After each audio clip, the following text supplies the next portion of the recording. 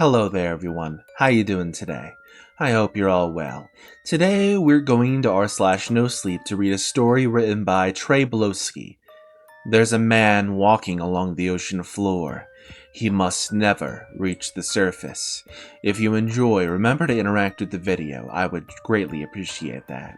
Now, let's get started, shall we? I've always been fascinated by the ocean. It covers most of the Earth, yet we still don't know what all lives there.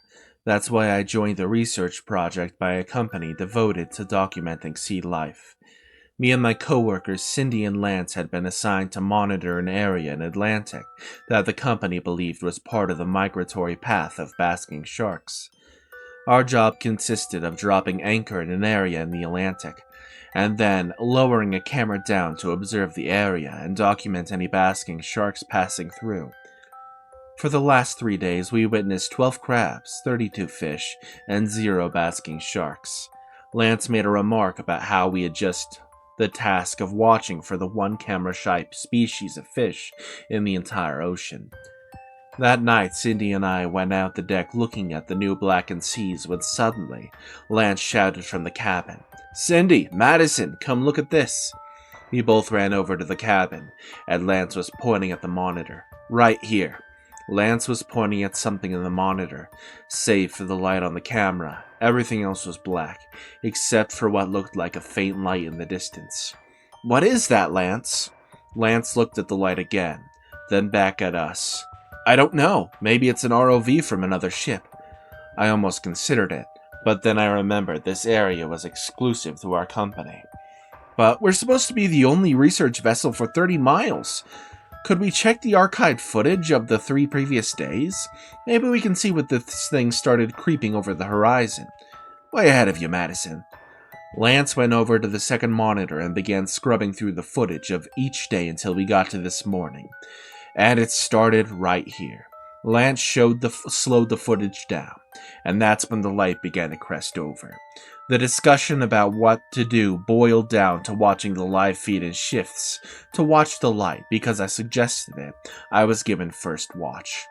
I watched the light grow slightly for about an hour. It went from being the size of a dime to a nickel, but I still couldn't make any new details from it. I had tried to stay away to watch further, but boredom is an effective sleep aid. I woke up to see the light was closer to the camera and larger, but before I could check the time, how long I'd been asleep, that's when I noticed something in the light. It looked like the silhouette of a man slowly walking in the sand. I ran to get Cindy and Lance. They were dumbfounded with what they saw in the silhouette. Lance went on about how the man couldn't have stayed down there so long without equipment, and that the water pressure should have killed it. Cindy was more concerned about the glow it was giving off. I looked back at the feed to see the man had stopped walking and alerted Lance and Cindy of this. We stared at the screen as the light around the man started to dim, and then he turned his head to look at our camera. Lance was the first to realize what this meant. "Someone go to the crane and pull the camera up." Before we could leave the cabin, Cindy pointed out that the man had stopped looking at the camera and was walking away. A moment of relief turned to terror as the boat suddenly bobbed. It had grabbed the anchor. We all ran over to the stern. Looking over the edge, we saw that same orange light rapidly rising. It was climbing up the anchor chain. Somehow, it could climb much faster than it could walk. Within minutes, the light was only 10 feet away from us. The glowing orange light was followed by water around the chain boiling. Then, as if it was out to breach the surface, we stumbled back as the man's head came out of the water, steam coming off as the man climbed onto the boat. What stood before us was a 7-foot humanoid figure. He was naked but had no genitals and was built like a bodybuilder. His skin resembled the color of burned wood, with lots of cracked, open wounds that had a faint orange glow emanating from him. His eyes were a solid orange and also gave off a similar glow. We stared at the thing that had just crawled up the anchor chain to our boat. Cindy was the first one to say something to it. "Hello?" The man looked at Cindy. I swear the light inside him got brighter as he replied with a voice that was deep and sounded slightly distorted. Why were you watching me? We stared at the man. Again, it looked like his body kept growing brighter. I tried to keep a neutral tone with my reply. Our apologies. We were out here to observe marine life that migrate in the area. You come to watch me. I've seen your machine before. A giant black eye that comes down to observe me. Then when I get close, it rises back up before I can catch it. This time you weren't fast enough. I ask, why were you watching me? I didn't know how to respond. None of us knew this thing existed, but apparently the company did. Lance tried to explain. Look, we didn't even know you were here. Other people have been paid to come here to this area, and they were most likely told that this was to observe marine life as well. The man looked at Lance. His faint glow had become comparable to a lantern now. If you did not intend to watch me, then you will surrender your ship to me. Cindy was the first to object. Listen, I know you're upset, but we can't just give you our... Lance cut Cindy off. We would be glad to. Just give me a minute to get our life raft and it's all yours. I couldn't believe what Lance had done, leaving us to die on a life raft while this thing got to keep our boat and go God knows where with it. Cindy immediately objected. Lance, we just can't give the ship to him. Of course we can, Cindy. This poor guy's been probably walking across the ocean floor for a very long time. Lance walked into the cabin, leaving us with the thing. The glowing never stopped amplifying, but now I could see in the lights on the ship that the actual heat was coming off from him as well. I was worried that he could have been radioactive. While waiting for Lance, I felt compelled to ask this thing a question. Why were you walking across the ocean floor? The thing tilted its head before responding. My purpose is to arrive at the new land and destroy it. My only way of getting there is to walk. The boats of wood could not withstand me. As he continued, I finally noticed the smell of burning wood.